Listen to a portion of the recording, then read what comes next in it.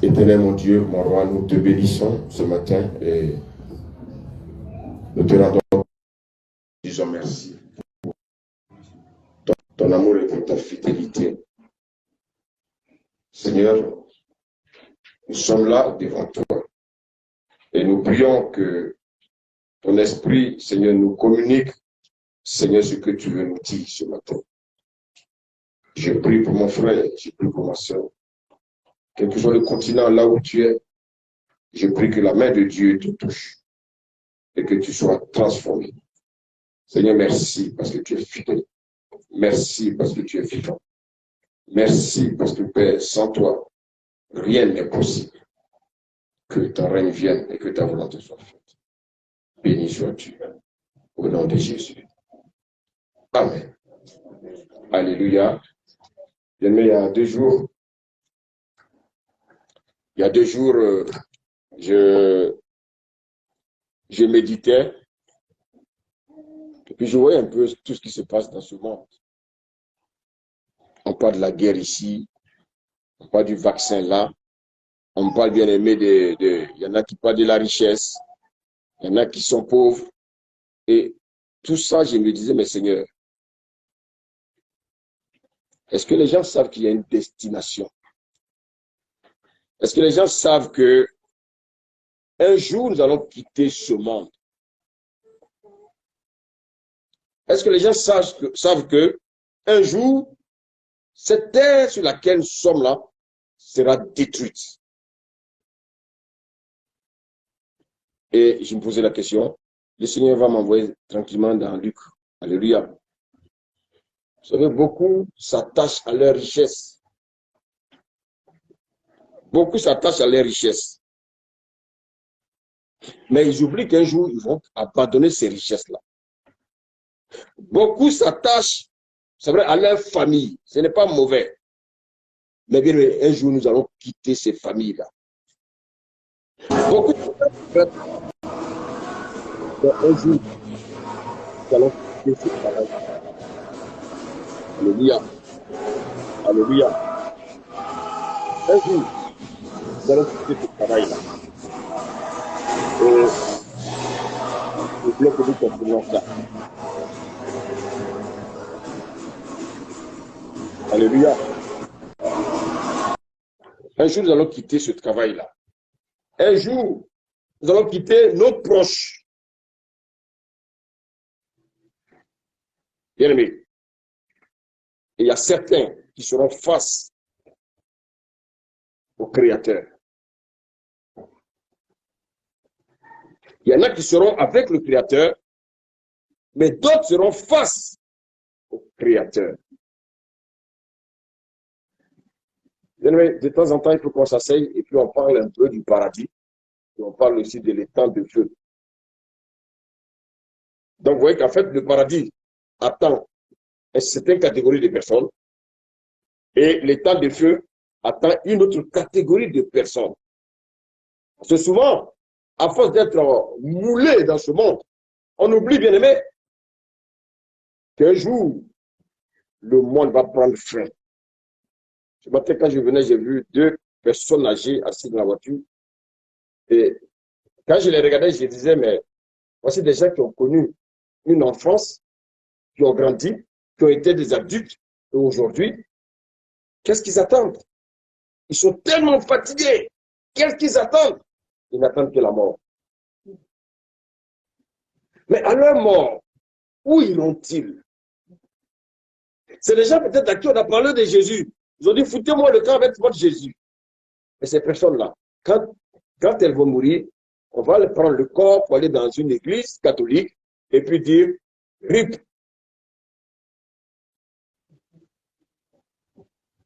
RIP. Comme on a l'habitude d'entendre.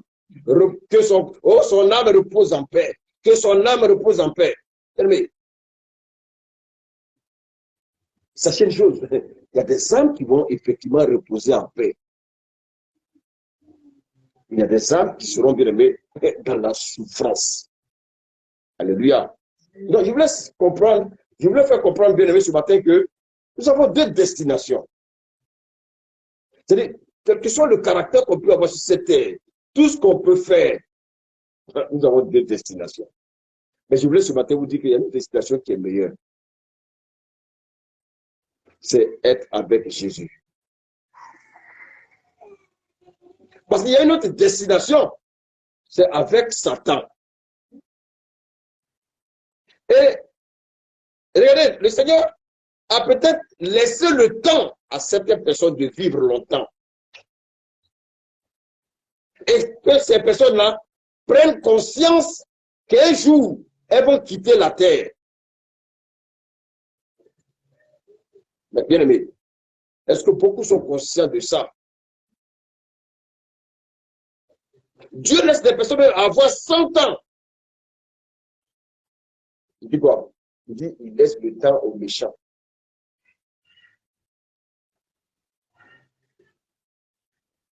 Il laisse le temps aux méchants. Et Dieu, dans son amour, se dit, le méchant, un jour, va comprendre sa méchanceté, sortir de sa méchanceté et devenir au Seigneur. Mais rien le pays dans lequel nous sommes. On a entendu le témoignage tout à l'heure. Il y en a qui sont, ils disent qu'ils connaissent le Seigneur, mais ils sont renfermés sur eux-mêmes. Dieu ne nous a pas donné un cœur pour nous renfermer. Dieu nous a donné un cœur pour que le cœur s'ouvre aux autres. Alléluia. Et je voulais qu'on lise 1 Pierre 2.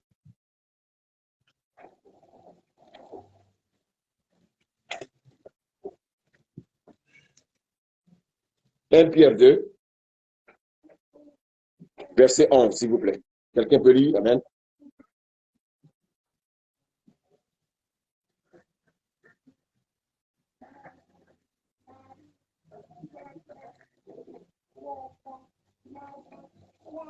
Pierre 2, verset 11. Bien-aimés, je vous exhorte comme étrangers et voyageurs sur la terre, à vous abstenir des convoitises charnelles qui font la guerre à l'âme. Alléluia. Vous voyez que le Seigneur nous informe ce matin, et nous rappelle ce matin que nous sommes des étrangers sur cette terre. Mais qu'est-ce qu'on constate? Les gens pensent que, étant sur cette terre, ils vont vivre éternellement sur cette terre. Il y en a qui sont prêts à désobéir à la parole de Dieu. Il y en a qui sont prêts à faire ce qu'ils veulent. Il y en a qui sont prêts, bien aimés, à vendre même leur âme au diable pour avoir la gloire de la terre. Mais ils ont oublié qu'aujourd'hui, dites-moi, quelqu'un qui a 90 ans, il n'a même plus lui-même, il n'a même plus ses sens. Quelqu'un qui a 90 ans, bien aimé, voici une personne qui est devenue comme plus qu'un bébé. Il faut qu'on accompagne cette personne-là aux toilettes. Il faut qu'on commence, on laisse cette personne-là à manger. Ça dit bien aimé? C'est pour dire quoi? C'est pour dire qu'en fait, la vie de l'homme sans Dieu est vaine. Beaucoup ont vendu leur âme pour avoir l'argent. Beaucoup ont même sacrifié leurs enfants pour avoir l'argent. Mais et après? Aujourd'hui, tu es riche sur cette terre, mais et après? On te parle même souvent de Jésus, tu résistes. Je voulais dire aux gens aujourd'hui, bien aimés, que nous sommes là pour un temps. Nous sommes là pour un temps. Et un jour, qu'on le veut ou non, la mort va nous appeler. Est-ce que vous savez que la mort, c'est un esprit? Est-ce que vous savez que la mort, c'est un esprit? La mort, c'est un esprit. Le séjour des morts aussi, c'est un esprit. Mais voici des esprits que Jésus va, bien aimé, va détruire à la fin du monde. Amen. Alléluia. Et je voulais qu'on parle un peu de ce qui va t'arriver après ta mort. Souvent, on oublie qu'on va mourir. On oublie qu'on va mourir. Mais on va tous mourir. Mais qu'est-ce que tu vas devenir après ta mort? Après tout le tapage que tu as fait sur la terre. Tu dis que tu as servi le Seigneur. Tu dis que tu as fait ceci, tu as fait cela. Mais qu'est-ce que tu vas devenir après la mort? Où iras-tu après la mort? Alléluia. Vous savez, que tu sois païen, que tu sois chrétien, il y a un endroit où tu iras.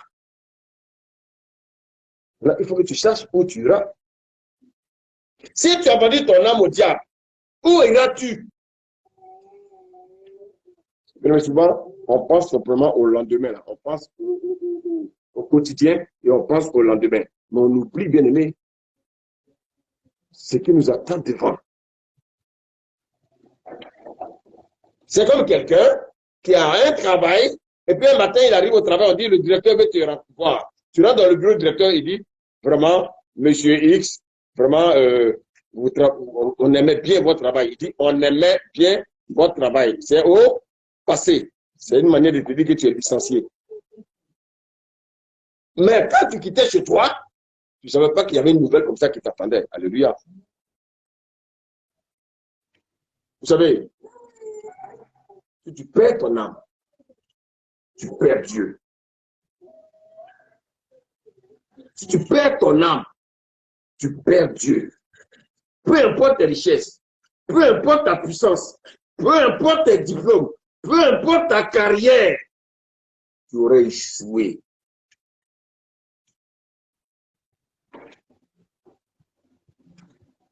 Vous savez, souvent quand on entend les gens parler, les gens parlent de liberté.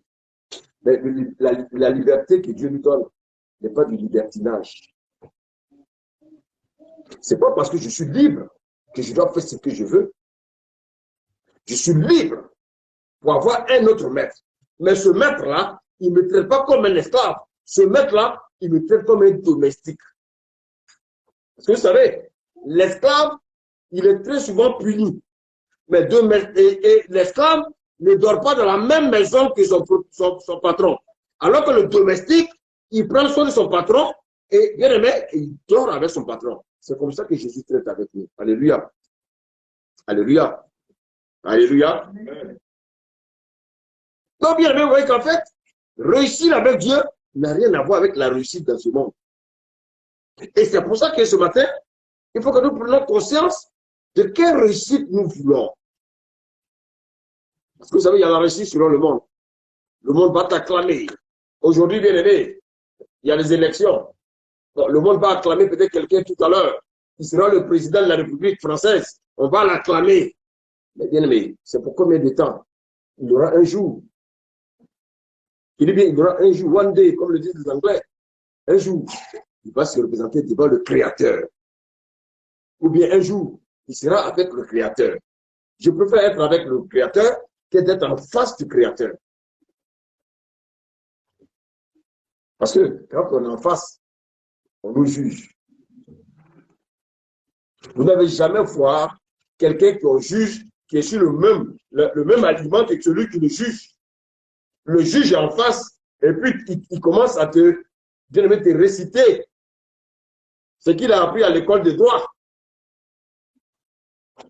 Et bien aimé, malheureusement, beaucoup seront là en face du Créateur. Et qu'est-ce qui va se passer? Il faut que bien aimé, nous prenions conscience que soit on cherche à réussir avec le Seigneur, soit on va échouer avec le Seigneur. Et sachez une chose, celui qui échoue à entrer au paradis, il est perdu éternellement.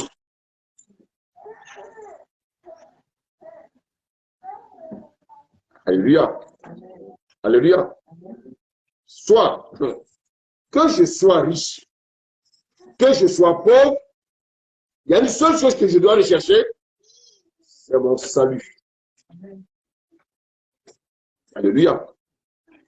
Alléluia. Maintenant, souvent les gens font la confusion.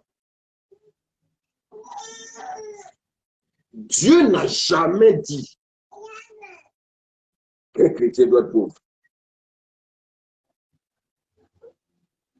Dieu n'a jamais dit qu'un chrétien doit être pauvre. Ce n'est pas biblique. Mais Dieu également n'a jamais dit qu'un chrétien bien-aimés, devaient être riches.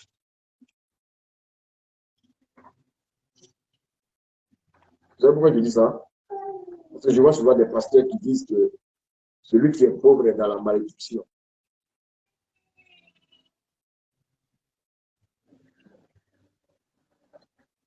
Alléluia. Alléluia. Si un pasteur vous dit, à cause de votre pauvreté, que vous êtes maudit, que vous avez une malédiction, ce pasteur-là, il est malade. Il a un problème lui-même.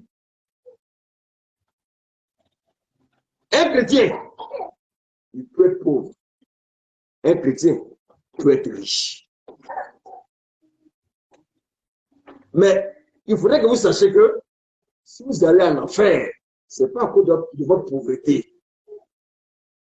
Si vous allez en enfer, ce n'est pas à cause de votre richesse.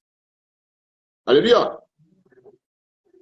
Dieu, dans sa grande bonté, peut permettre, et surtout dans sa souveraineté, peut permettre à quelqu'un d'être riche. Dieu, dans sa souveraineté, peut permettre également à quelqu'un d'être pauvre. Quelqu'un peut traverser une situation difficile et puis vivre dans la pauvreté. Alléluia.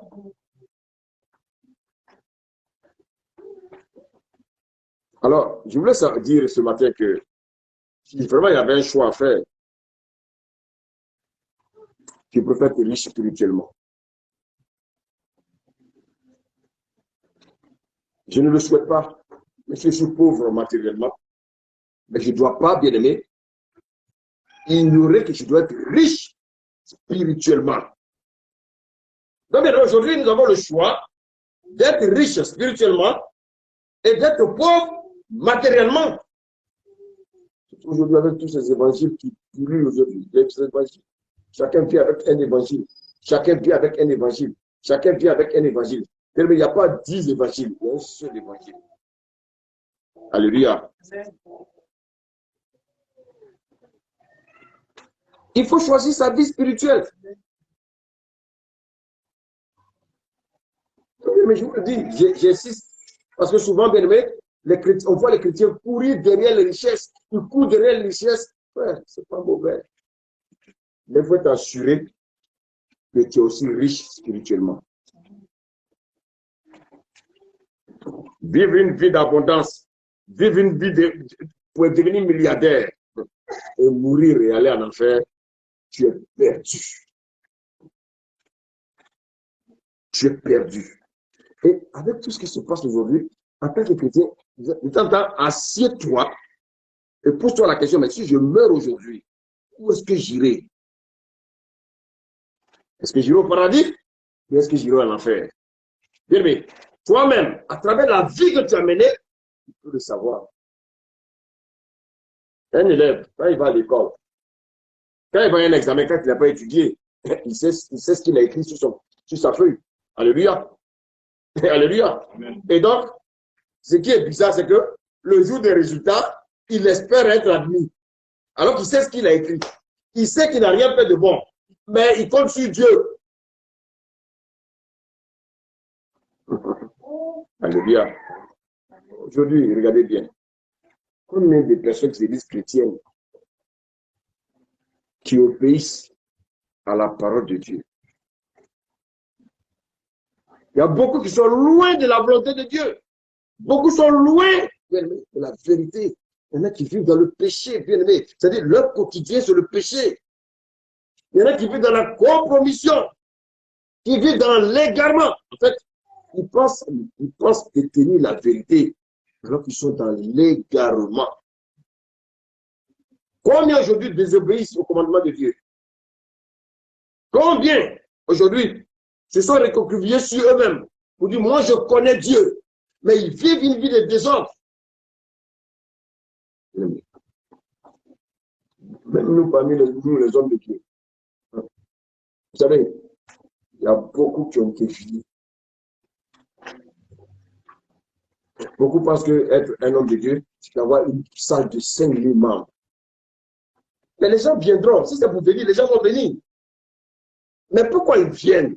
Ça aussi, c'est une question que tu dois te poser. Il y en a qui recherchent la célébrité. Ils ont échoué. Avec nous, Un homme de Dieu ne doit pas chercher la célébrité. Un homme de Dieu doit rechercher la célébrité pour son Dieu. Et c'est pour ça que quand on évangélise, il ne faut pas s'évangéliser pour soi-même. Il faut envoyer les gens vers Christ. Alléluia. Et nous allons voir l'histoire de deux personnes.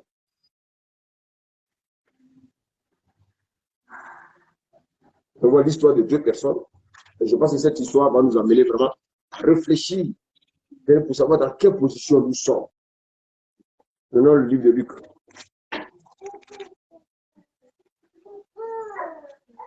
Luc 16, à partir du verset 19.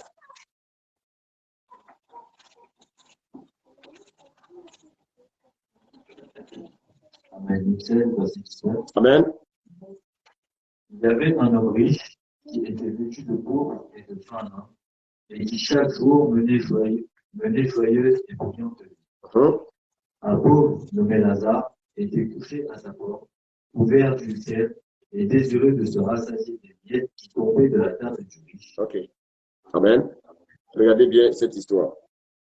Je pense que cette histoire doit nous amener à réfléchir ce matin. Alléluia. Voici quelqu'un qui n'a jamais voulu, il n'a jamais, bien aimé, de lui-même, il n'a jamais voulu être pauvre. Et dans cette histoire, je voulais que vous allez méditer pour que Dieu vous dise pourquoi il donne le nom du pauvre et ne donne pas le nom du riche.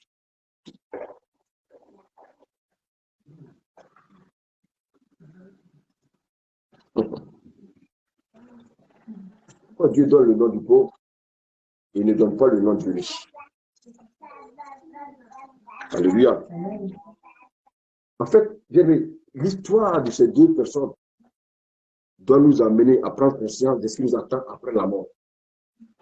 Et regardez, pendant qu'on parle de l'histoire, on dit il y avait un homme riche qui était vêtu de pourpre et de félin et qui chaque jour menait joyeuse et brillante vie. Donc c'est une personne qui était riche. Alléluia. Cette personne n'enviait personne. Elle allait dans le bois de nuit quand elle voulait. Elle faisait le show quand elle voulait. Elle faisait des invitations quand elle voulait. Cette personne avait des copines dans tous les quartiers. Elle ne manquait de rien, cette personne. Et je vais vous dire qu'en fait, cette histoire, ce n'est pas une parabole. C'est une histoire vraie que Jésus nous raconte ici. Alléluia. Et ce passage-là doit nous amener à savoir, bien aimé, qu'effectivement, il y a ce qu'on appelle le paradis, il y a ce qu'on appelle, bien aimé, l'enfer. Et parce que beaucoup pensent que c'est ça. Les gens pensent que, bien aimé, c'est de mise en scène, c'est un jeu, tout ça.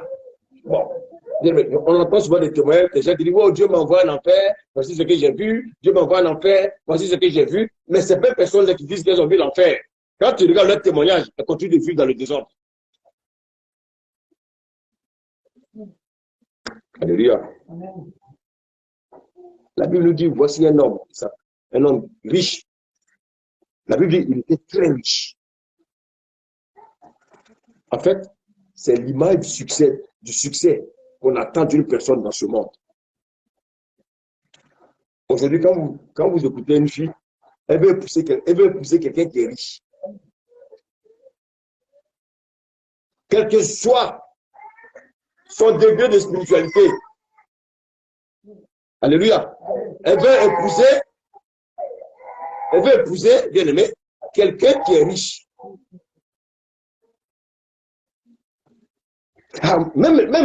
Écoutez, même les parents, qu'est-ce que vous voulez? Vous voulez que vos enfants épousent des personnes riches? Vous voulez que vos enfants épousent des personnes riches, mais l'état spirituel de la personne ne vous intéresse pas. Ce qui vous intéresse, c'est ce que vous allez vivre, c'est-à-dire la manière de vivre, vivre dans l'embonpoint, vivre aisément. Parce que, bien aimé, c'est comme si vous étiez en train de vendre votre enfant.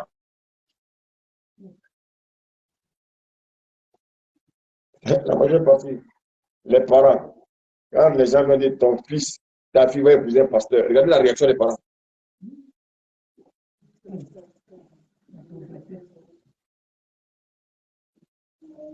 Regardez la réaction des parents. Alléluia. La Bible dit que cette personne était très riche. Donc, elle avait ce que ce monde pouvait penser. Regardez déjà. Regardez déjà l'entrée. On parle bien de son habillement, la manière dont cette personne est vêtue. Elle est vêtue de coupe, elle est vêtue de félin. Donc en fait, la personne avait des habits de qualité. Alléluia. C'est l'image de quelqu'un qui a réussi de manière sociale. Cette personne est dans la prospérité. C'est ça le succès de ce monde. Alléluia. Aujourd'hui, quels sont ceux qu'on regarde? Ce matin, je lisais quelque part là, apparemment, le PSG a donné un chèque blanc à Neymar, à Mbappé, d'écrire la somme qu'il veut pour son salaire. Parce que son contrat finit en juin. Donc, on lui demande d'écrire son salaire sur ce chèque blanc pour ne pas quitter le PSG. Ça, c'est la gloire du monde. C'est pour ça que la majeure partie des chrétiens, vous allez voir beaucoup de chrétiens, ils incitent les enfants au football. C'est calculé. Non. C'est calculé. Parce que, bien aimé, les gens font semblant d'aimer Dieu, mais dans leur cœur, ils aiment le monde. Ils aiment la richesse de ce monde. Je ne dis pas que c'est une mauvaise chose, hein. C'est pas ce que j'ai dit. Mais Dieu connaît nos cœurs. Mais dis-moi, tu inscris ton enfant dans le Seigneur. Et lui-même, il va prendre l'initiative d'aller jouer au football. Vous dévancez l'enfant. Parce que vous avez vu que le voisin, son fils a signé à Atlético de Madrid. Donc, vous voulez que votre fils aussi, vous, en tant que chrétien, il devient comme le fils du voisin qui est païen. Comme si Dieu ne pouvait pas décider de ce qu'il... Dieu n'a rien décidé pour nos enfants. Et après, les enfants viennent plus à l'église. Voilà, ils commencent à s'habiller n'importe comment. Et puis les parents, ils sont fiers. C'est un échec. C'est un échec. C'est un échec. Laissez Dieu conduire les enfants. Alléluia. La Bible nous dit ici, c'était à quel verset là? Excuse-moi. Verset 21. Est-ce que tu peux me reprendre là? Parce que regarde ce que la Bible dit. Et au verset 19. Il menait joyeuse et brillante vie. Qui ne veut pas cette vie-là? Laissons l'hypocrisie à côté. Qui ne veut pas cette vie brillante? Alléluia. Alléluia. Il menait une brillante vie. Sa vie était remplie de succès. Une vie de réussite extraordinaire. Alléluia. Mais en fait, c'est pas comme ces personnes. C'est pas comme ces personnes qui sont dans le monde, bien aimés. Il y a des personnes qui sont dans ce monde-là, qui sont riches, mais qui sont malheureux. Moi, j'ai des personnes que je connais, quand elles me racontent leur histoire, mais ces personnes, bien aimés, ils veulent même t'acheter. Au prix que tu veux, ils vont t'acheter. Et quand tu racontes leur vie, c'est la misère.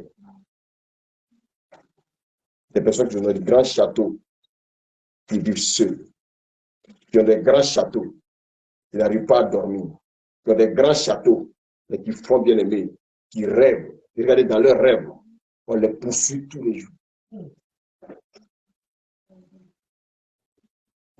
On dit qu'il était riche, il menait une joyeuse vie. Bien aimé, il menait une vie normale. Pour lui, c'était ça, la fin des choses. Et souvent, les hommes sont tellement orgueilleux que quand ils sont riches, ils oublient bien aimé que la terre tourne.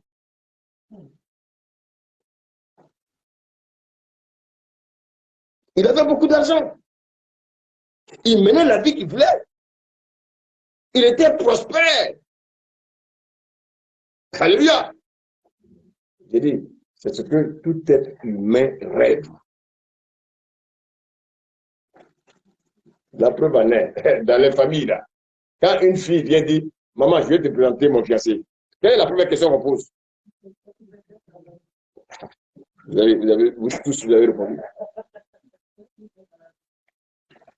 Qu'est-ce qu'il fait dans la vie? Il y en a même qui vont même extrapoler. Est-ce qu'il a une voiture? Vous savez pourquoi? Parce qu'on est attaché au matériel.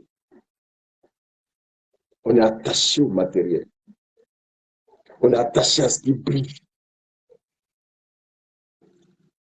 Et les parents surtout, quand ils sont riches, les parents, ils ne veulent pas que tu leur envoies un panier, un pauvre, parce qu'ils pensent qu'il va venir le dépouiller, lui, sa richesse.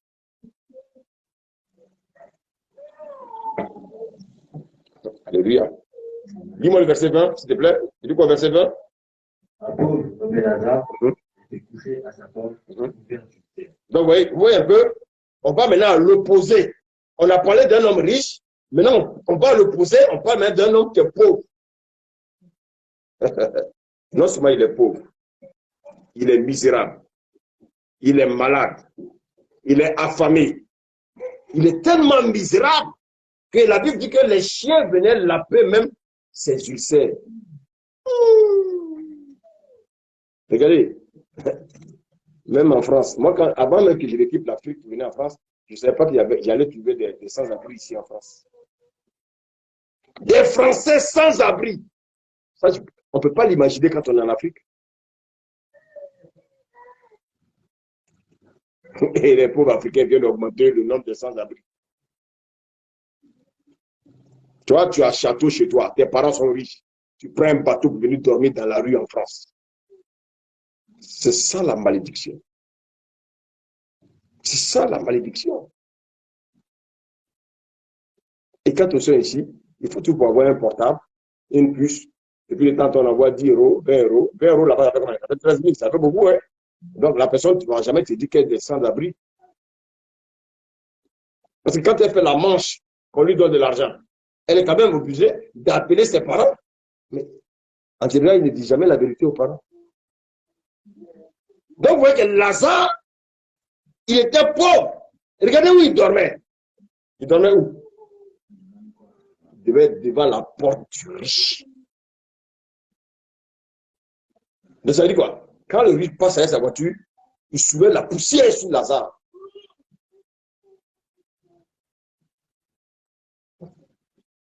Alléluia. En fait, l'histoire de Lazare et du pauvre et du riche, en fait, montre l'identité de ce monde. Comme, en fait, si vous voulez, l'image de ce monde. Donc, il y a un côté, il y a les riches, puis il y a un côté, il y a les pauvres. Dites-moi, quand les gens sont moyens, on ne parle jamais d'eux. On parle des extrêmes. Ceux qui sont riches et puis ceux qui sont pauvres. Alléluia. Soit tu es riche, soit tu es pauvre. Mais la volonté de Dieu, c'est que ses enfants soient riches. Alléluia. Mais l'enfant, s'il peut être pauvre, l'enfant de Dieu, ce n'est pas une malédiction, bien aimé. Il faut faire attention. Alléluia. Aujourd'hui, est-ce que vous savez qu'en France, ici, il y a des gens qui n'ont même pas un repas par jour? Alléluia. Je suis sûr que si le serviteur Maubert veut nous donner un témoignage, je suis sûr que peut-être qu'il y a des gens qui viennent mentir là où ils travaillent. C'est faux? Les gens viennent mendier, mais regardez bien les instructions qu'on donnait leur patron. Ne donnez rien à personne. Quand il y a des restes, on va faire quoi? Poubelle. Et vous êtes à l'aise, hein? Vous êtes à l'aise. Vous croyez que la vie s'arrête là. Allez un peu vivre avec. Décidez-vous un jour, allez dormir avec un SDF. Vous allez comprendre ce que c'est que la vie.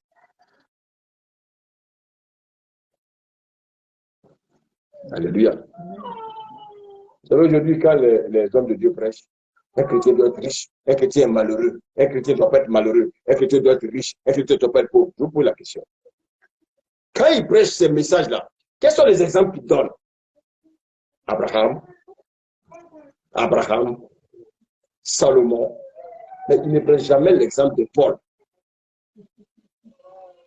Ils ne prennent jamais l'exemple de Pierre. C'est sûr que ce sont les vrais chrétiens. Abraham n'a jamais été chrétien. Oh, quelqu'un me suit? David n'a jamais été chrétien. Salomon n'a jamais été chrétien. Pierre était chrétien. Jean était chrétien. Paul était chrétien. Mais est-ce qu'ils étaient riches? C'était des gens qui étaient pauvres. Mais est-ce que ça veut dire qu'ils sont ils sont maudits? Non. Regardez bien. Il y a un passage, allons dans 2 Corinthiens 8.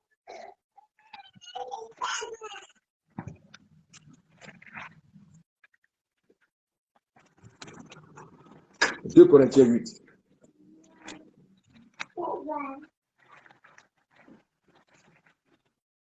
Verset 3. On y va? Amen. Ils ont, je la tête, donné volontairement selon leurs moyens et même au-delà de leurs moyens. Ok, vas-y. Nous demandons avec de grandes instances la grâce de notre part à l'assistance des saints.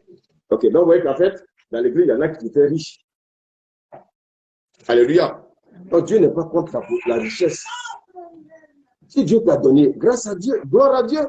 Mais maintenant, remonte. Lis après du premier verset.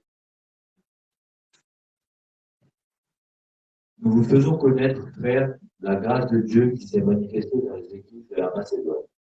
Au milieu de beaucoup de tribulations, qui les éprouvaient, leur joie débordante et leur pauvreté profonde. Ah, on parle d'une pauvreté qui est comment? C'est comme un trou. C'est profond. Bon, mais c'est des chrétiens ou ce n'est pas des chrétiens? On nous parle d'une pauvreté profonde. Mais malgré leur pauvreté, la Bible dit quoi? Ils pleuraient tous les jours, ils murmuraient, ils faisaient quoi? Non, avant ça, tu es trop pressé. Leur joie débordante. Leur joie débordante.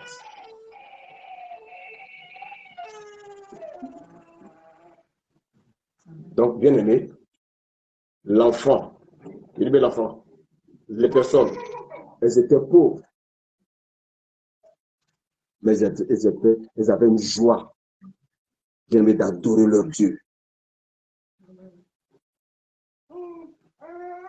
Alors, si quelqu'un est, le juge vient vous prêcher si vous dit que vous devez être forcément riche, mais ne venez plus à l'église.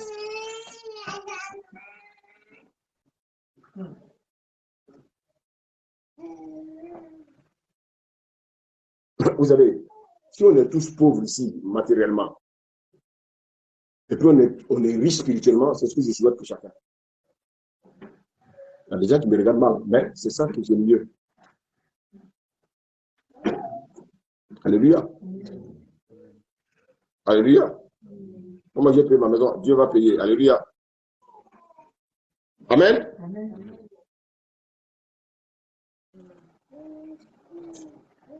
Donc, on voit ici, on nous parle d'un pauvre et on nous parle d'un riche. C'est-à-dire, allons au verset qui suit, Luc 16. On retourne. Disons le verset 22.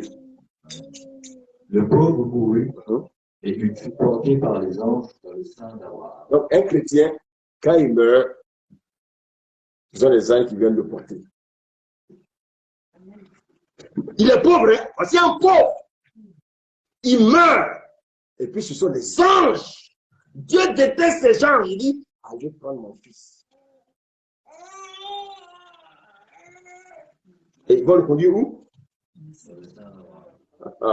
Donc, le pauvre est mort, il est allé au paradis. Le sein d'Abraham, c'est le paradis. Alléluia. Une leçon à tirer ici. Donc, en fait, l'évangile dit ici que la pauvreté, ce n'est pas un péché. Est-ce que quelqu'un me suit? Parce que si la pauvreté était un péché, les anges de Dieu n'allaient pas venir le porter. Donc, bien aimé, soyez tranquilles si vous êtes pauvre. Dites Amen. Mais je ne dis pas que vous êtes pauvre. Mais je dis, il ne faut pas que si vous êtes pauvre, dites-moi, même si on dit que les gens, la Macédoine avait une pauvreté profonde, Dieu ne s'occupe pas d'eux. Mais on vous dit que les gens étaient dans la joie. Dieu prenait soin d'eux. Alléluia. Amen. Alléluia. Amen. Donc voici un pauvre qui est allé au paradis. Donc si tu es pauvre, tu peux aller au paradis. Ce qui a amené le pauvre à aller au paradis, c'est sa vie avec qui? Son témoignage avec Jésus. Il avait un grand témoignage. Il avait la vie de Dieu. Il vivait la vie de Dieu. Il ne vivait pas dans le péché. Il ne vivait pas comme le riche. Le riche, il avait tout. Mais il vivait une vie de désordre. Il était dans l'alcool, il était dans les femmes, il changeait les femmes chaque jour, il était dans la cigarette, il était dans des trucs comme ça. Il meurt. Vous savez où il va aller? On va le voir tout de suite. C'est biblique. Et quand on parle de ces choses, les gens pensent que c'est un jeu. Oh non, moi je suis jeune, je vais vivre ma jeunesse. Je vais vivre ma jeunesse. Tu sais quand tu vas mourir? Si tu meurs dans le péché, tu vas en enfer.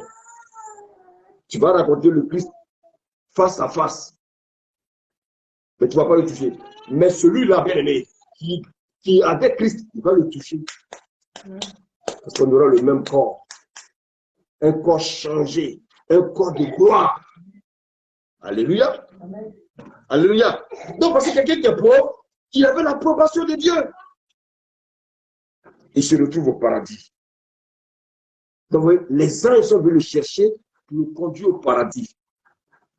Donc, en fait, on peut être pauvre et puis être un enfant de Dieu. Donc, le message de la prospérité, ça vient du fond de l'enfer. Le Seigneur dit, je souhaite que vous prospérez à tous égards. Non, on peut être riche. Mais avant d'être riche matériellement, alléluia, il faut que quoi, ton âme prospère. Mais ton âme est malade, toi tu cherches l'argent. Elle en a fait. Alléluia.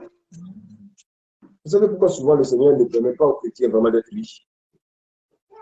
Écoutez-moi bien. Quelqu'un qui n'a jamais goûté à la richesse. Amen. Amen. Quand tu vas lui donner un peu, il va oublier Dieu. C'est pour ça qu'il y a des gens qui cherchent du travail, ils ne trouvent pas. Parce que le jour où tu veux du travail là, ils abandonnent Dieu. Oh, Dieu veut que leur âme soit sauvée. Dieu ne donne pas souvent des richesses à certaines personnes. Pourquoi? Parce que Dieu sait que s'il leur donne la richesse, l'orgueil va les conduire en enfer. Déjà, il y a des gens qui ont un peu seulement là, ils sont orgueilleux. Un peu ils ont là, ils sont orgueilleux. Et s'ils deviennent riches alors, là, ils vont prendre la terre même pour mettre sur leur tête. Que le Seigneur nous aide. Alléluia. Alléluia. Vous savez, tu peux être un paralytique. Tu peux être un grand malade, un brûlé. Mais tu es un enfant de Dieu. Alléluia. Je ne suis pas là pour faire l'apologie de la pauvreté. Non. Je ne souhaite même pas que les chrétiens soient pauvres. Je veux que les chrétiens soient riches. Dites Amen. Eh bien, mais ce n'est pas moi Dieu. Je ne suis pas souverain. Mais si Dieu permet ça dans ta vie, il ne faut pas lui en vouloir. Il sait pourquoi. Dieu sait toutes choses. Dieu veut, ce qui est important là. Regardez, Dieu veut que quand tu vas mourir, ces anges viennent te chercher. Alléluia. Dis la suite, l'éditeur. Le riche mourut aussi, Ah. et il fut enseveli. Donc les riches meurent. Donc les riches meurent aussi. Donc un riche peut mourir. Moi je crois que son argent pouvait racheter la mort. Donc l'argent du riche ne peut pas racheter la mort. Bien aimé, il n'est pas mort. Est-ce qu'il est mort parce qu'il est riche? Il n'est pas mort parce qu'il est riche. Il est mort. Vous allez comprendre. Dis la suite, serviteur. Dans le séjour des morts, il leva les yeux. Ok, regardez bien. On va arriver là-bas tout à l'heure. Bien aimé. Un chrétien, écoutez-moi bien. Tu as l'opportunité de monter des entreprises. Montre-les. Oh, je me suis. Amen. Quand tu vas avoir ton entreprise, tu vas embaucher les enfants de Dieu. Amen. C'est important. Il ne faut pas que les chrétiens soient limités là, comme s'ils étaient déjà. Non. Dieu aussi nous a donné l'intelligence. Alléluia.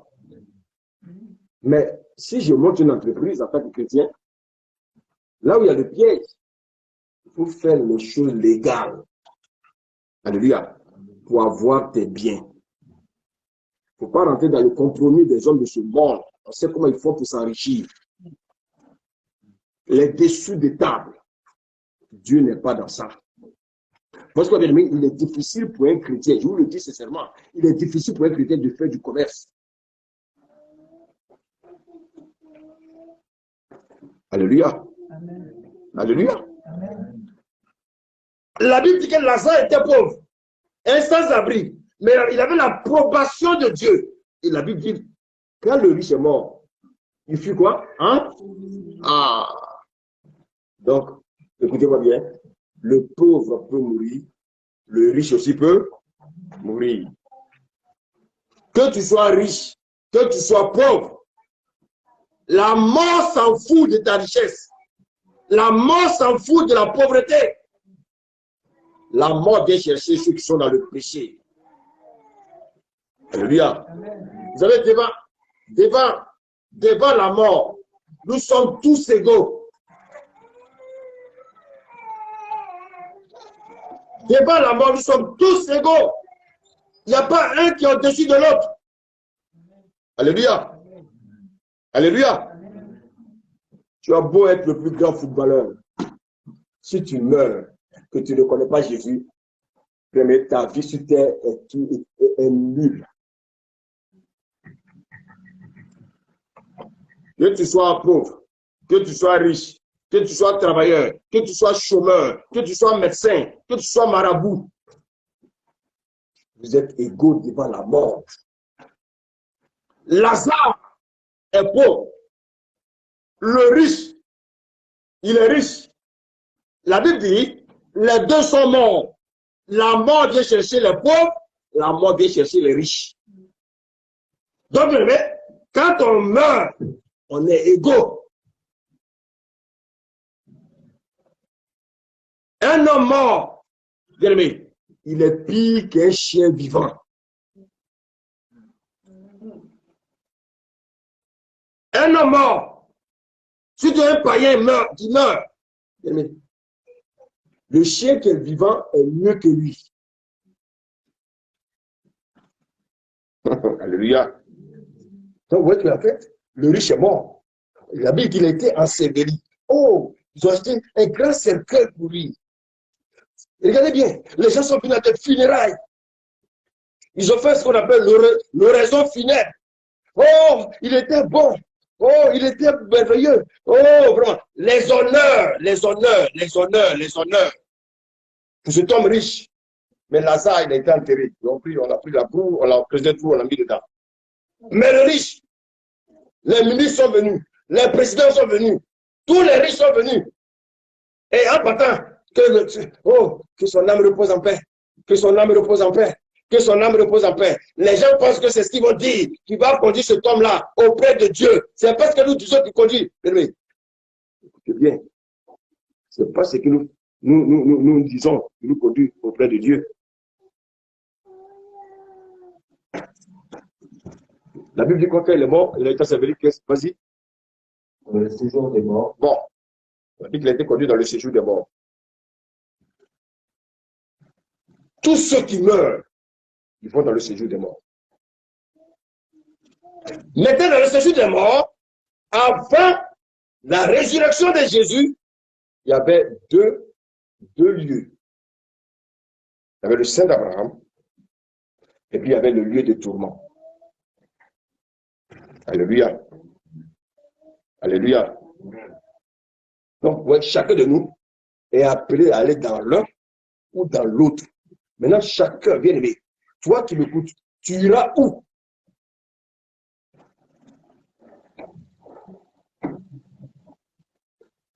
Alléluia. Tu iras où?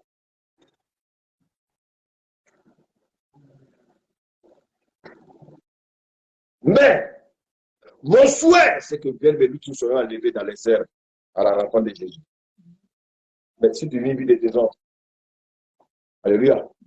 Si tu n'es pas marié, que tu vis dans les femmes, tu couches avec les femmes à gauche, à droite, pour dire que toi tu es un dur. Tu es toujours dans l'alcool, dans la cigarette. Tu es dans la drogue. Si tu meurs, tu vas en enfer. C'est pas moi qui le dis. C'est Dieu qui le dit. Et comme dans ce pays, les gens n'aiment pas Dieu. Quand tu parles de Dieu, c'est comme bien aimé, toi tu étais un extraterrestre.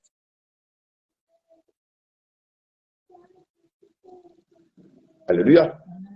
La Bible dit quoi? Que nous, les vivants, n'allons pas dévancer les morts. Alléluia. Nous serons changés. Pourquoi? À la rencontre de Christ dans les airs. Bien aimé. Donc le riche, malgré les éloges, malgré les grandes funérailles, regardez où il s'est retrouvé. Il s'est retrouvé dans le séjour des morts. Lis la chute. Et précisément. Toujours des morts qui devaient les yeux. Et tandis qu'il était en proie au tourment. Ah, il était en proie au tourment. Oui. Il était dans le lieu de tourment. Dans le lieu de tourment, il y a le feu là-bas. Le feu. Alléluia. Écoutez-moi bien. C'est un échantillon. C'est un échantillon de l'étang de feu.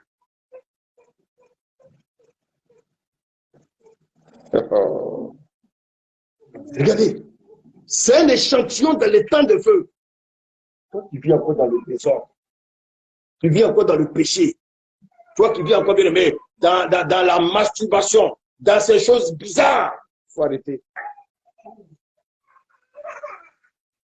Alléluia. Le riche, on dit qu'il s'est retrouvé dans le feu, dans le lieu de tourment. C'est un échantillon de feu. Donc, en fait, lui là, qu'est-ce qu'il a dit là? Et tandis qu'il était en proie au tourment. Oui. Il fut devant Abraham. Ah, donc vous voyez qu'en fait, écoutez, il y en a qui sont morts là. Il y en a qui sont morts, tu vas les retrouver leurs parents de l'autre côté. Alléluia. Là, tu dis à ton papa, laisse les fétiches. Laisse les fétiches. Il ne veut pas écouter là. Le jour où tu meurs, tu le vois de l'autre côté. Et il te voit de l'autre côté.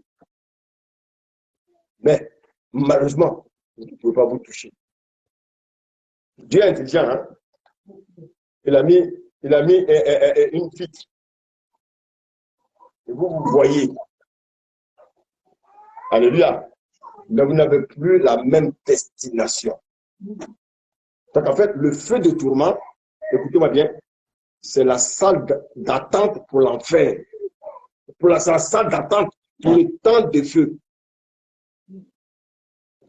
Et regardez ce qu'il va demander. Dis la suite. Il fut devant Abraham et Lazare. Oui. Il s'écria. Père Abraham. Père Abraham. Ah, maintenant il reconnaît qu'Abraham est son père. Il a passé son temps à critiquer Abraham, cet homme. Il a passé son temps à critiquer les chrétiens. Il a passé son temps à insulter les hommes de Dieu. Parce que beaucoup pensent que eux, les hommes de Dieu, sont pareils. Donc, ils les insultent.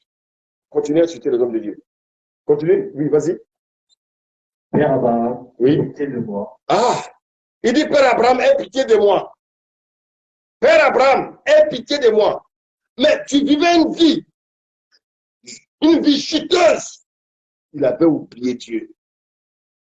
Maintenant qu'il est mort, il voit Abraham de loin. Il dit, ah, mais c'est pas lui qui prêchait l'évangile là. Ah, donc ce qu'il disait, c'était vrai. Mais oui, ce qu'on prêche, c'est la vérité. Et il dit quoi, continue, c'est Victor? Et envoie Lazare. Il dit d'envoyer Lazare. Dites-moi, il n'a jamais parlé avec Lazare. Lazare était son voisin. Lazare dormait devant sa porte. Il était un SDF. Le riche, quand il sort de sa maison, il enlève la poussière dans sa voiture. Il ne monte même pas les vitres. Ah, donc, il connaissait Lazare. Donc, quand il passait dans la voiture, il voyait Lazare au travers de sa vitre. Mais il ne s'est jamais arrêté. Pendant que Lazare était en train de lire sa Bible, lui, il passait. Donc, il savait que Lazare était converti. Il savait que Lazare était un enfant de Dieu. Mais il n'a jamais considéré Lazare. Et c'est comme ça, bien aimé. Autour de moi, il y a des personnes riches. Quand ils nous voient, ils nous méprisent. Quand ils nous voient la Bible, ils nous méprisent. Quand ils nous voient parler de Jésus, ils nous méprisent. Bien aimé. Quand les gens te méprisent, toi, regarde dans le silence. Amen. Parce qu'ils ne savent pas que tu es plus riche qu'eux. Dites Amen. On dit quoi? Oui. Amen.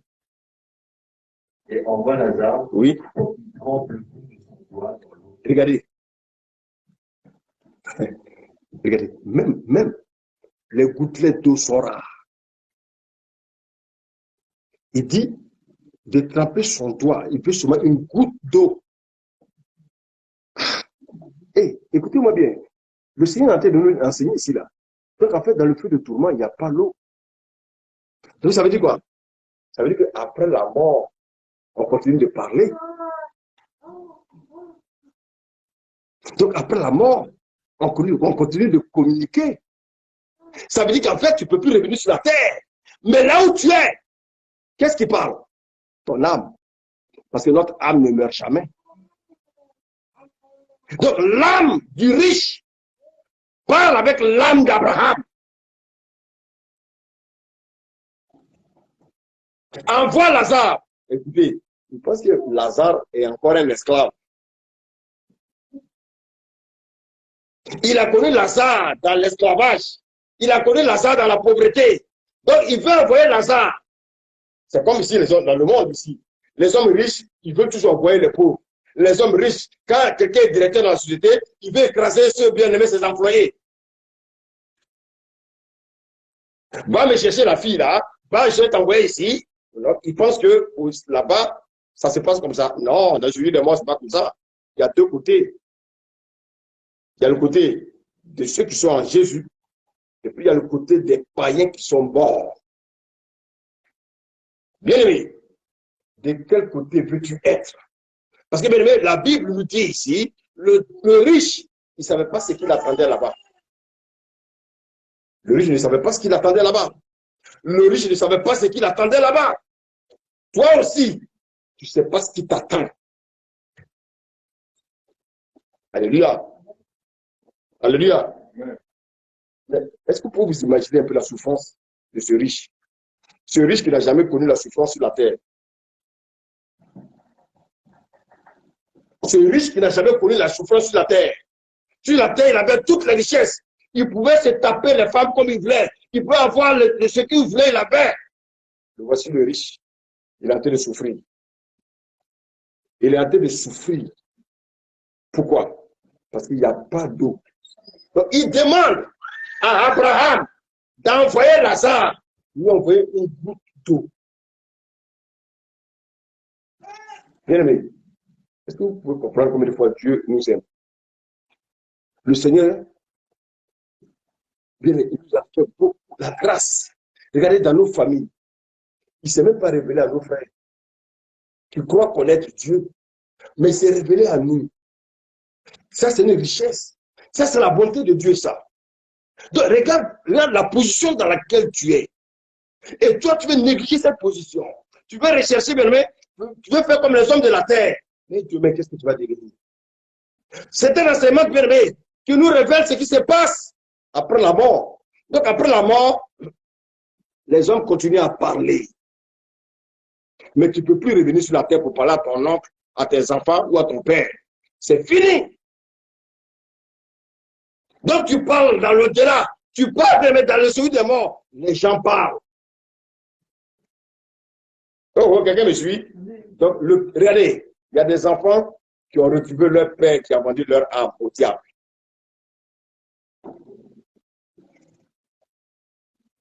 Les gens peuvent reconnaître leur agresseur, non? Quelqu'un qui est venu chez toi avec des pistolets pour te tuer. Alléluia. Mais dans le séjour des morts, tu vas le retrouver là-bas. Comment ça va se passer?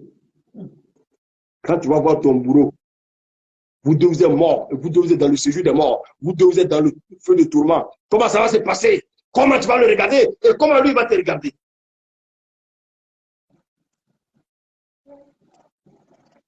La sorcière qui a mangé ses enfants, comment elle va voir ses enfants? Alléluia. Soyez en paix. Dans cette phase, il n'y a pas de sorciers. Dites Amen.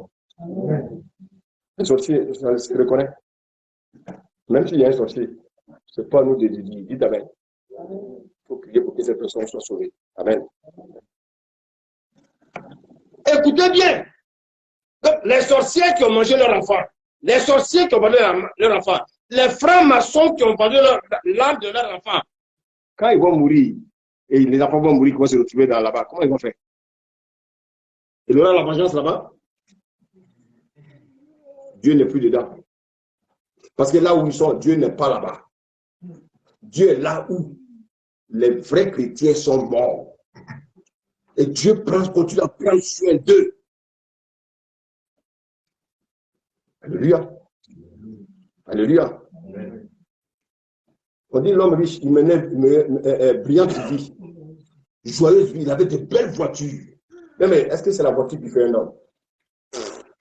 La voiture, tu vas prendre ta voiture, quitter ta maison, commencer à rouler, tu vas aller faire tonneau, c'est gâté.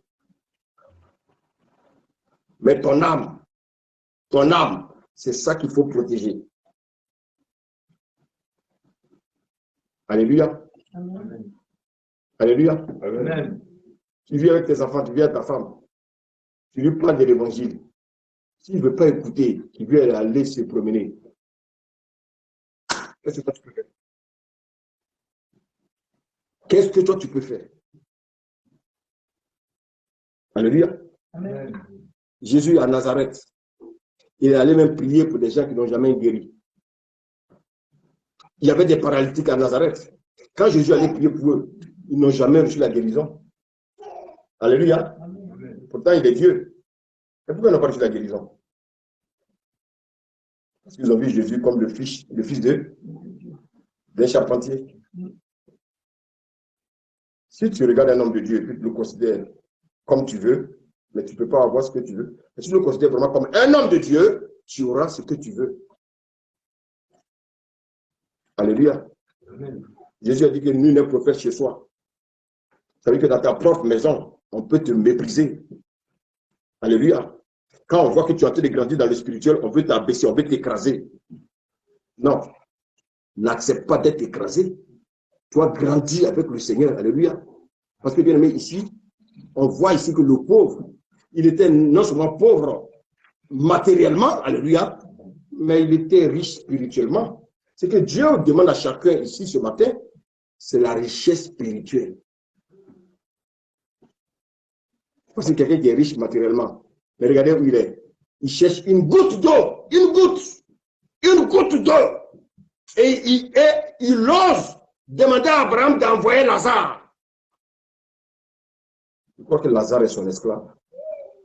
Mais vous voyez la question. Entre les deux là-bas, qui est aujourd'hui riche? Courez derrière le richesse de la terre. Ne cherchez pas à être riche spirituellement. Le Seigneur dit quoi? Heureux ceux qui sont pauvres. Hein? Alléluia. Quand ils auront Dieu.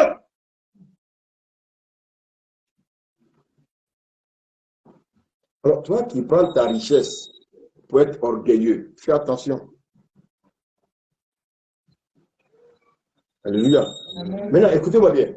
Pourquoi il demandait à Lazare il demandait à Abraham d'envoyer Lazare pour lui envoyer de l'eau? Lis la suite, il dit quoi? Pourquoi?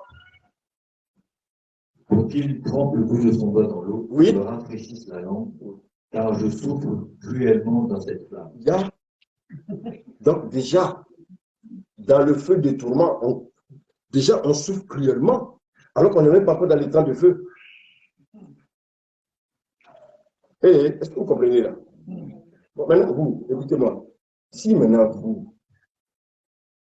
vous allez, bien-aimé, si vous mourrez, vous allez du côté de Jésus. Et puis maintenant, vous voyez vos enfants du côté des riches. Quelle sera votre position? Vous aurez échoué. Parce que vous savez, nous, nos parents, ils n'ont pas connu le Seigneur. C'est que le Seigneur va vous réclamer leur sang. Parce que nos parents n'ont pas connu le Seigneur, mais nous avons connu le Seigneur. Et tu vas venir dire à Dieu, non, j'ai fait, mais il n'a pas voulu le suivre. Dieu dit non. Tu vas le retrouver où tu l'as. Parce que tu as échoué à ta mission. Bien aimé, la vie chrétienne de vos enfants doit vous préoccuper. Ah, j'ai parlé, il ne veut pas écouter. Continuez de jeûner, prier pour lui. Le problème, c'est qu'on ne veut pas mourir notre chair. On aime trop la nourriture. Pia.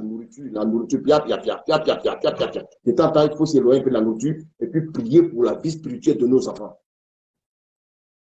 Est-ce que Dieu est fou? Si Dieu sait que tu es en train de gêner tes enfants, il ne va pas opérer.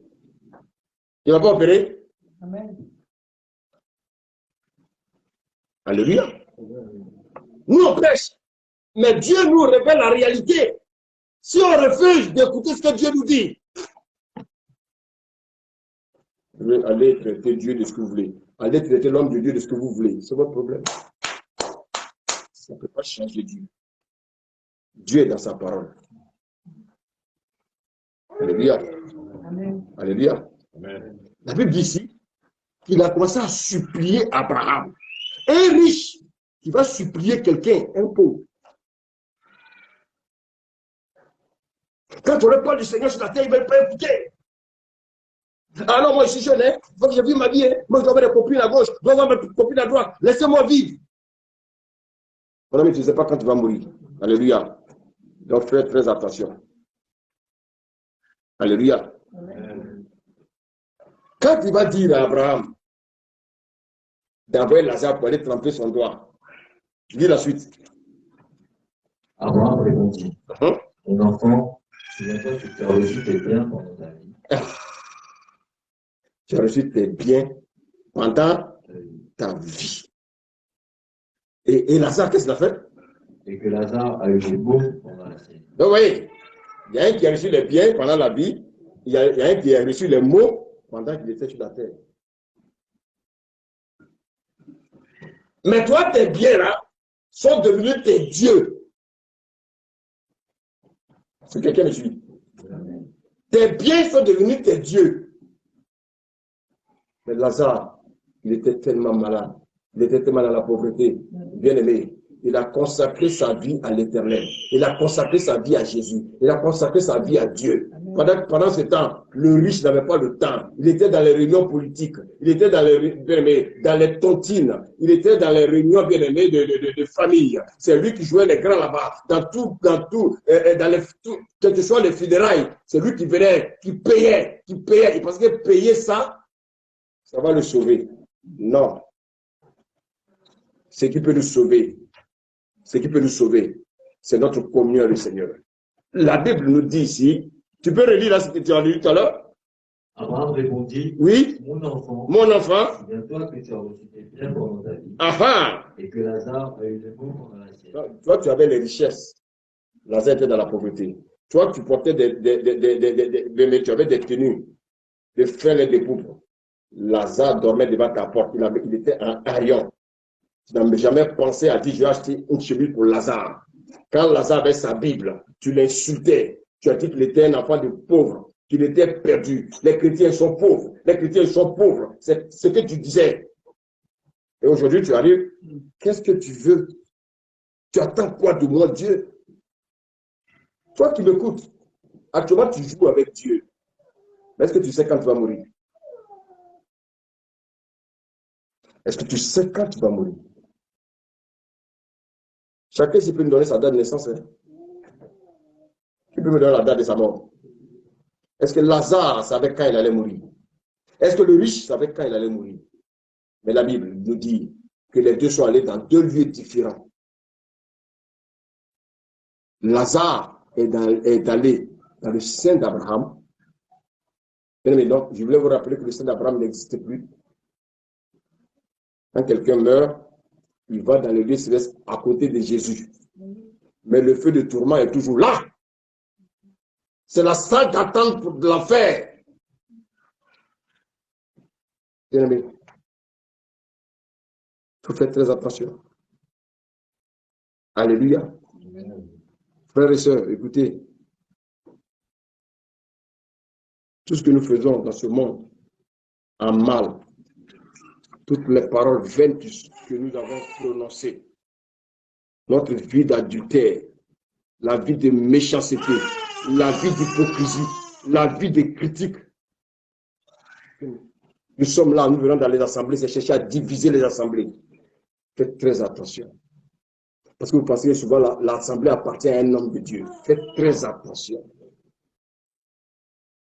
L'assemblée n'appartient pas à un homme de Dieu. L'assemblée appartient à Dieu. L'église appartient à Dieu. Alléluia. Souvent, là, on détruit la réputation des frères. On détruit la réputation des frères. Faites attention. On est là pour briser la carrière des gens. On est là pour diviser et bien aimer les gens. Il faut faire très attention. Chacun va payer ça après la mort. Si nous nous repentons et revenons sur la bonne voie, alors le feu des tourments nous attend. Tu peux me traiter de plaisantin, tu peux me traiter de tous les noms, mais tu vas découvrir la réalité de l'enfer et les conséquences de ce que tu as vécu sur la terre. Dites-moi, qui a déjà connu quelqu'un qui est mort dans sa famille? Ah, donc tout le monde. Est-ce que ces personnes sont parties avec leurs biens? Non. Faisons attention. Faisons attention. Faisons attention. Quand on est dans l'enfer, Dieu n'est plus avec nous. Bien aimé. Quand on est dans l'enfer, on attend ce qu'on appelle la seconde mort. Mais quand on est avec Jésus, après la mort, on attend ce qu'on appelle la Nouvelle Jérusalem. Et bien aimé, c'est à toi de faire ton choix. Jésus a dit, heureux ceux qui meurent. Alléluia. Mais quels sont ceux qui meurent? Dans le Seigneur. Heureux ceux qui meurent dans le Seigneur, car leurs œuvres les suivent. Donc, toi, tu es chrétien, même si tu meurs aujourd'hui, tes œuvres te suivent. Alléluia. Vous savez, la vie chrétienne n'est pas facile. Hein? Vous savez, beaucoup sont morts pour leur foi. Mais beaucoup ont perdu leur travail aussi à cause de leur foi. Tu es dans un lieu de travail, ton patron est franc-maçon, tes collègues sont des francs-maçons. Ils vont te mener la vie dure. Vous savez qu'il y a des lieux où des chrétiens n'ont jamais eu de promotion à cause du fait qu'ils sont chrétiens. Parce qu'ils ne veulent pas rentrer dans la compromission. Bien aimé. Après la mort chrétienne, tu vas rentrer dans la félicité et tu seras consolé. Le Seigneur va te consoler. Alléluia. Alléluia. Amen. Alléluia. Amen. Regardez. Il va demander des choses à Abraham. Mais regardez, lis la suite. Oui. D'ailleurs, il y a entre nous et vous un grand ami. Oui.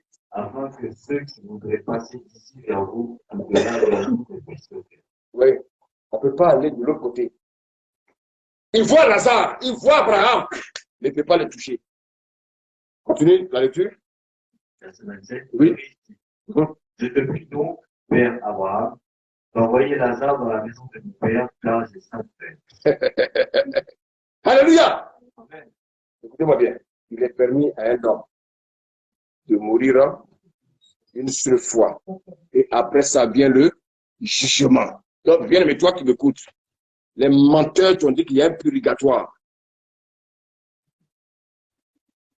Vous savez, il y a une religion qui dit que quand les gens meurent, ils vont d'abord à l'enfer. Et puis après, on fait un tri pour les amener au paradis. C'est ce que les musulmans disent.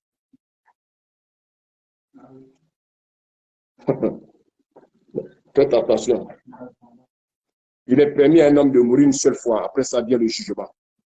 Soit tu vas du côté de Jésus, soit tu vas en enfer. Mais il faut écouter souvent des choses. Que personne ne vous trompe. Alors, regardez le riche. Il allait goûter le feu de tourment. Amen. Mais il ne veut pas que ses frères viennent là-bas. Et qu'est-ce qu'il dit à Abraham? D'envoyer Lazare pour aller dire à ses frères. Alléluia. Ah, les gens qui vous prennent Jésus là-bas, là. Alléluia. Faites attention, il faut écouter. Mais attention, regardez la question. Regardez comment elle a répondu sa question. Je reprends. Le riche dit, je te prie donc, Père Abraham, oui, d'envoyer Lazare dans la maison de mon père, car j'ai faim de paix. Oui, pour la question. Il y a des gens qui disent qu'ils ont fait des songes, où ils ont vu l'enfer, ils ont vu l'enfer, ils ont vu l'enfer, ils ont vu l'enfer. Quand ils sont venus parler aux gens là, est-ce que les gens les ont écoutés? Ils ont écouté. Mais après, ça leur a changé de vie. Non. Regarde la réponse d'Abraham. Dis la suite. Verset 28. C'est comme il leur rappelle cette chose. Oui. Pas aussi dans le lieu de... Ah, donc voici quelqu'un qui est conscient.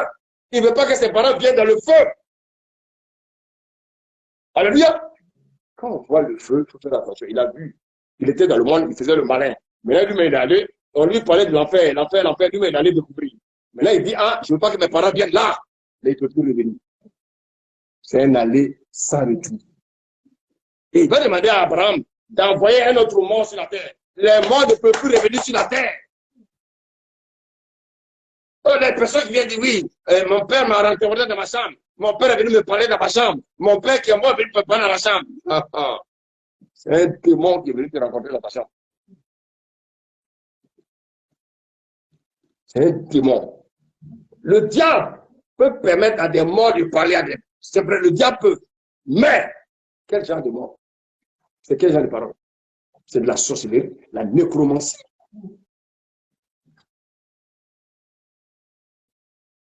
Écoutez bien, quand tu vois, tu fais beaucoup de songes, puis tu vois des personnes mortes dans ton songe, des personnes mortes dans ton songe, Dieu simplement te dit de prier contre l'esprit de mort. C'est tout. Pas forcément la mort physique, mais la mort dans un domaine de ta vie. C'est un langage. Alléluia. Continue la lecture. Verset 29. Oui. Abraham répondit. Oui. Ils ont Moïse et les prophètes. Nous sommes là. Alors là, il y a encore des apôtres sur la terre. Il y a encore des pasteurs sur la terre. Écoutez-les. Quand vous prêchez l'évangile, ça ne vous plaît pas. Si vous voulez entendre ce qui vous plaît, ce qui fait plaisir à votre corps, là. Non.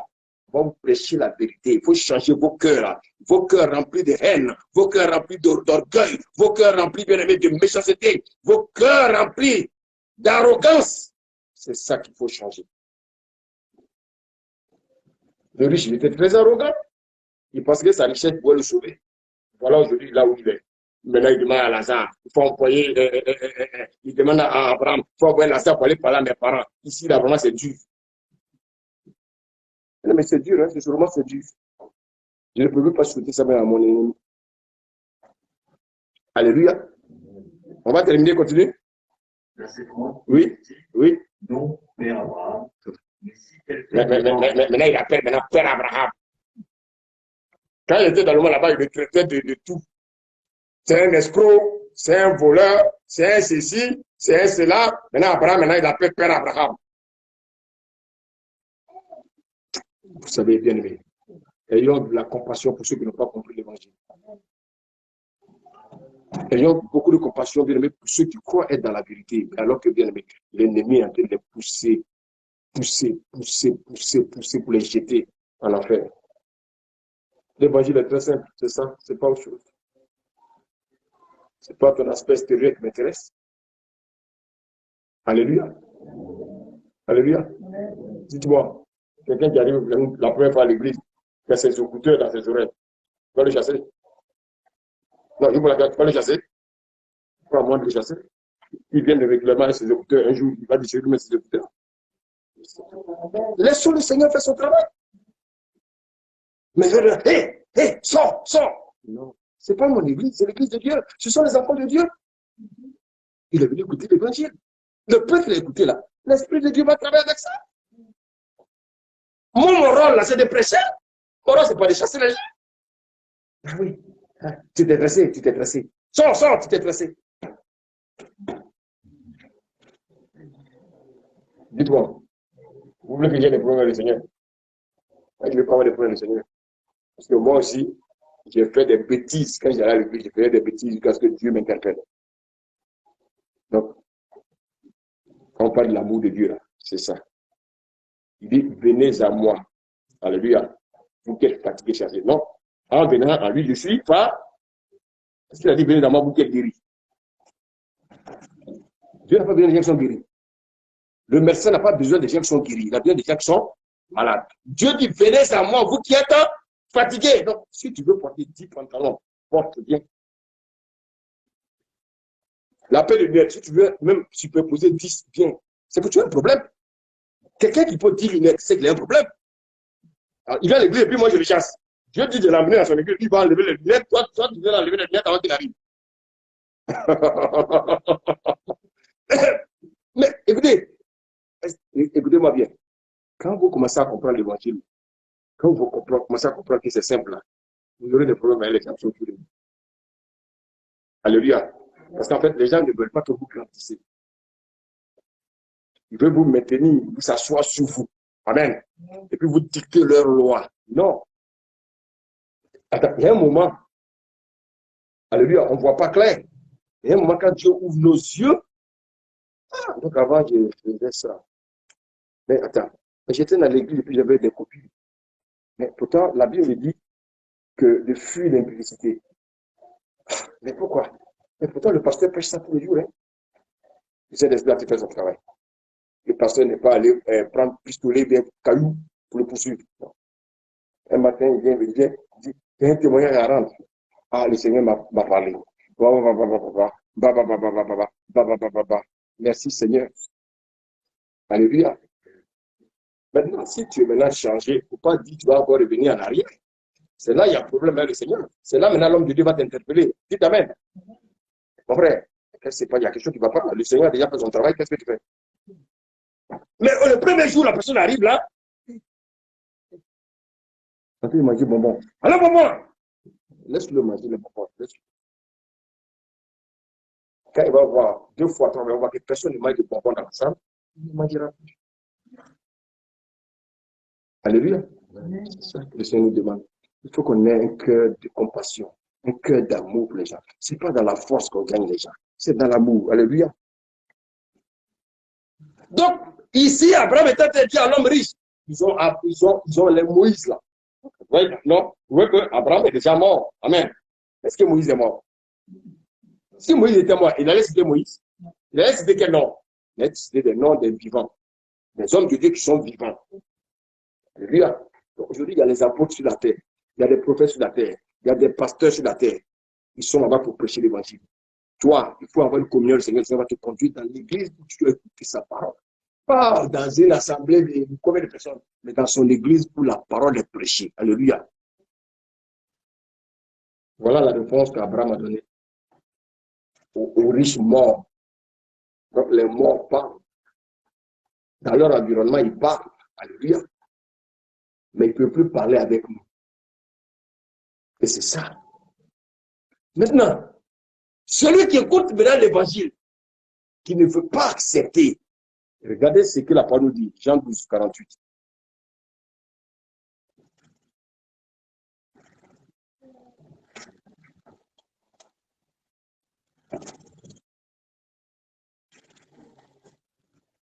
Amen. Jean 12, verset 48. Amen.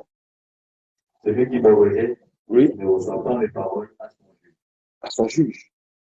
La parole que j'ai annoncée, c'est elle qui le jugera au dernier jour. Pourquoi nous on se fatigue? Nous on prêche la parole. Celui qui ne veut pas écouter, c'est la parole là au dernier jour qui va juger. Et comment s'appelle la parole? C'est qui? Jésus.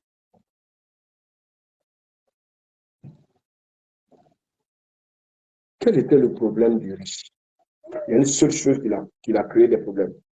Il ne s'est jamais repenti de la vie qu'il menait dans le monde. Voilà ce qui l'a conduit en enfer. Donc c'est le manque de repentance qui conduit les gens en enfer et dans le feu éternel. Regardez ce qu'il nous dit. Il a dit, s'ils n'écoutent pas les Moïse et les prophètes. Alors les Moïse et les prophètes, c'est quoi? C'est la loi, c'est la parole. La loi et la prophète, c'est la loi. S'ils n'écoutent pas ça, mon ami, moi Dieu, je ne peux rien faire. Et quand on rentre en enfer, on ne peut plus rien faire. Ce ne sont pas des prisons d'ici là où tes parents, parce qu'ils ont l'argent, ils vont aller payer pour te faire sortir. Le riche là, son argent n'a pas pu le faire sortir de l'enfer. Et voici quoi, bien aimé. Ce n'est pas parce qu'on est prospère qu'on sera sauvé. Ce n'est pas parce qu'on est pauvre qu'on sera sauvé. C'est la vie que nous menons qui va nous conduire soit en enfer, soit, bien aimé, à côté de Jésus. Bien aimé, quelle est la vie que tu mènes? Toi, si tu connais ta vie. Le pasteur ne vit pas avec toi. Mais le pasteur, ce n'est pas son rôle de jouer les espions. Non, chacun doit être son propre espion à lui-même. Vous savez, il y a deux endroits qui attendent l'homme. Si ce n'est pas le paradis, c'est l'enfer. Où tu veux aller? Où veux-tu que tes enfants aillent? Tu as la réponse au fond de ton cœur. Que le Seigneur vous bénisse. Amen. Amen.